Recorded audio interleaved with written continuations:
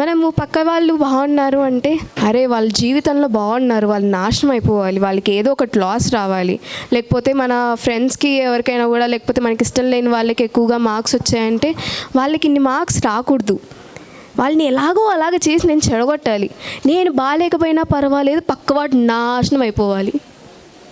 ఇలాంటి వినాశకరమైన ఆలోచనలు మన గురించే కాకుండా పక్కవాడి గురించి కూడా మనం ఎక్కువగా వాళ్ళు నెగిటివ్గా ఆలోచించడం, వినాశకరమైన ఆలోచనలు చేయడం, అసూయతో ఉండడం, వేరే వాళ్ళ గురించి ఈర్ష పడడం, ఇలాంటి వినాశకరమైన ఆలోచనలు.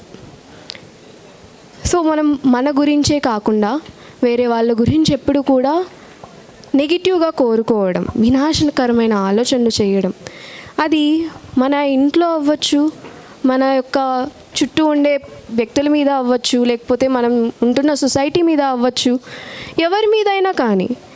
ఇప్పుడు మనం ఉన్నాము, ఇంకొకరిని జడ్జ్ చేస్తూ ఉంటాము, వాళ్ళేంటి ఇలా ఉన్నారు, వీళ్ళు ఇలా చేయకూడదు కదా, వాళ్ళు అలా ఉండకూడదు కదా, వీళ్ళెందుకు ఇలా బాగున్నారు, మనం ఒకటే బాగుండాలి, వాళ్ళు ఎందుకు బాగున్నారు, వాళ్ళు బాగుండకూడదు వాళ్ళ జీవితంలో.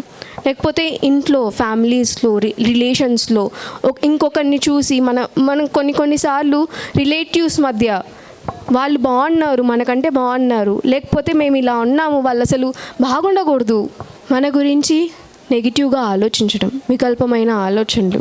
మనం ఇప్పుడు ముందుకు ఏదైనా వెళ్తున్నాము అంటే నేను ఇది చేయగలనో లేదో, నా వల్ల అవుతుందో లేదో, అసలు నేను దీన్ని సాధించగలనా, నేను ఏమైనా మాట్లాడగలనా, నేను ఏమైనా చేయగలనా, నాకు అసలు ఆ హక్కు ఉందా, నేను అసలు ఈ పని చేయడానికి వర్తినా కాదా, మన ఇళ్ళల్లో నేనేం చేయగలను, నాకేం రాదు, నేను ఏ పని సరిగా చేయలేను, ఇలా ఎన్నో మన గురించి మనకి నెగిటివ్ థాట్స్. నేను లావుగా ఉన్నాను, నేను చాలా అందంగా లేను, లేకపోతే నన్ను ఎవరూ ప్రేమించరు, నన్ను ఎవరూ పొగడరు, నేను అసలు ఈ యొక్క భూమి మీద పుట్టడమే వేస్ట్, ఇలాగ ఎన్నో రకరకాల నెగిటివ్ థాట్స్ అన్నమాట. అండ్ అలాగే పాజిటివ్ థాట్స్ ఎలా ఉంటాయంటే మన గురించి మనకి ఎంతో పాజిటివ్గా ఉండడం. నేను ఏ పనైనా చేయగలను, నా వల్ల ప్రతిదీ కూడా జరుగుతుంది, నేను ఏ కార్యమైనా తలపెట్టినప్పుడు దాన్ని ఎంతో అద్భుతంగా చేస్తాను, నేను ఎంతో ఆరోగ్యంగా ఉండగలను, నా వల్ల అన్నీ జరుగుతాయి, నేను చేసే ప్రతి పని కూడా ఎంతో అద్భుతంగా జరుగుతుంది, నా జీవితం ఎప్పుడూ ఆనందంగా ఉంటుంది. ఇవి పాజిటివ్ థాట్స్.